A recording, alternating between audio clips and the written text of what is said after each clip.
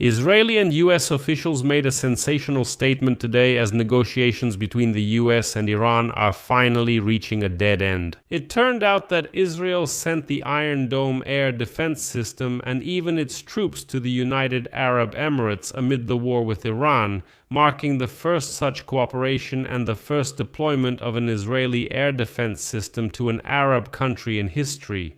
Immediately after that, Israel and the Emirates began to closely coordinate their military and political matters. At the same time, despite the fact that Trump recently announced the extension of the ceasefire between Israel and Lebanon for another 3 weeks, today the Israel Defense Forces struck the military infrastructure of the Lebanese group Hezbollah in southern Lebanon. According to the IDF press service, the targeted facilities were used by Hezbollah to prepare attacks on Israeli soldiers and the State of Israel. Meanwhile, the Iranian foreign minister urgently returned to Pakistan for another round of negotiations, but Trump is not sending his people to such talks. My name is Alexei Peichi. Let's discuss this topic together, but before we start, I ask you to subscribe to this channel, like this episode, and leave any comment under this video. Also subscribe to my Telegram channel Peichi News, the link to it is in the description. We publish breaking news as soon as it comes in. So it looks like the Iran talks are over. Contacts between the US and Iran are at a standstill, and the Iranian foreign minister left Pakistan empty-handed while Trump cancelled his negotiators' visit altogether. Tehran has stated directly that there will be no negotiations under pressure until the US lifts its blockade, which Trump obviously has no intention of doing. This is a deadlock. The situation is leading to the world's largest economy and one of the leading oil powers being in a state of confrontation, which has already led to energy prices rising to multi-year highs, fueling inflation and worsening the prospects for global economic growth. But in this whole situation, Israel is taking a proactive position.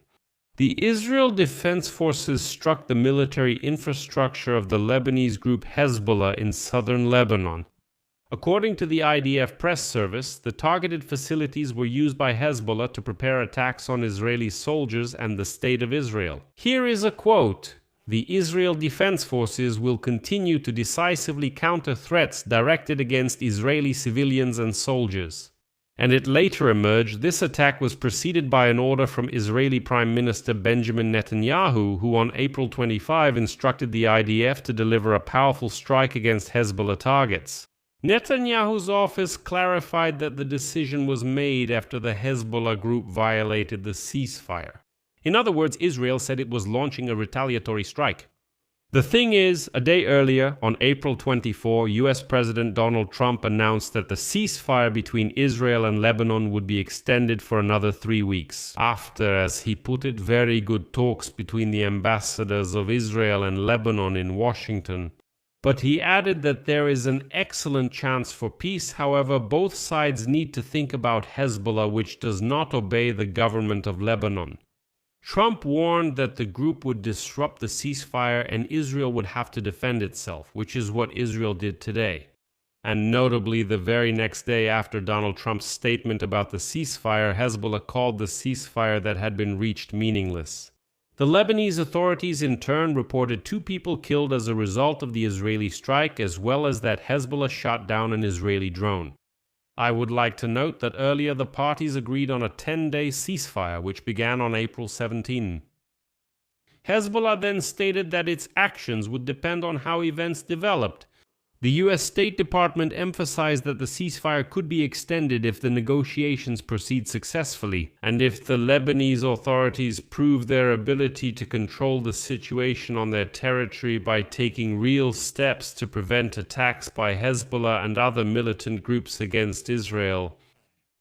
And let me remind you, Israel began a limited ground operation against Hezbollah back in mid-March amid the war with Iran, in which the U.S. is also involved.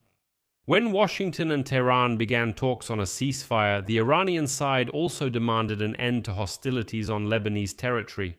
After that, Trump asked Netanyahu to reduce the number of strikes on Lebanon, and on April 9, the Israeli Prime Minister ordered negotiations to begin with the Lebanese authorities about disarming Hezbollah and further normalizing relations. But in the context of events in the Middle East, a truly sensational piece of news has emerged. Axios reports that Israel sent the Iron Dome air defense system to the United Arab Emirates along with IDF troops to operate it at the very beginning of the war with Iran. This means that military defense and intelligence cooperation between Israel and the United Arab Emirates during the war is reaching a completely new level. The unprecedented deployment of the Iron Dome system during the war was not previously made public, but now it has become known. It is worth noting here that it is the United Arab Emirates that is attacked by Iran more often than any other country in the region. And according to the Ministry of Defense of the Emirates, Iran has launched about 550 ballistic and cruise missiles and more than 2,200 drones at the country. Most of the missiles and drones were intercepted, but some still managed to hit military and civilian targets in the country. The scale of the attack that the United Arab Emirates faced forced the country to seek help from its allies, including Israel.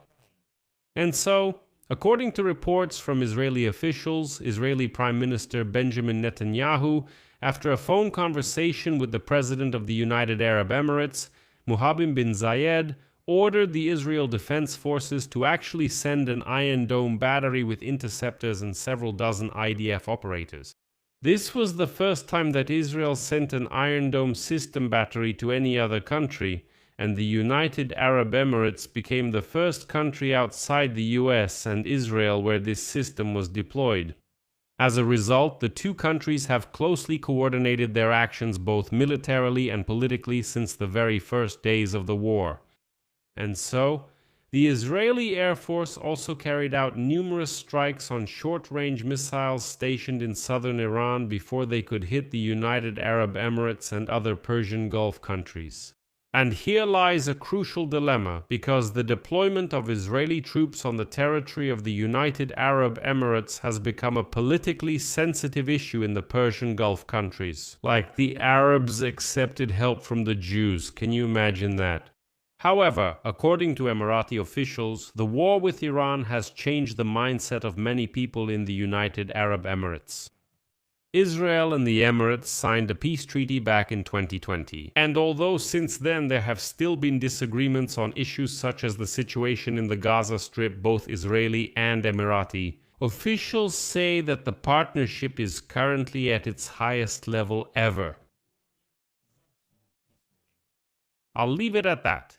Share your opinions and conclusions in the comments below this episode, subscribe to the channel, hit the bell, and don't forget to like. If you want to support the work of this YouTube channel, you can do so with any donation or a paid channel membership using the links and details provided in the description of this video or by using the QR code on your screen. I will be grateful for any support you can give. That's all for now. Take care of yourselves. Goodbye, everyone.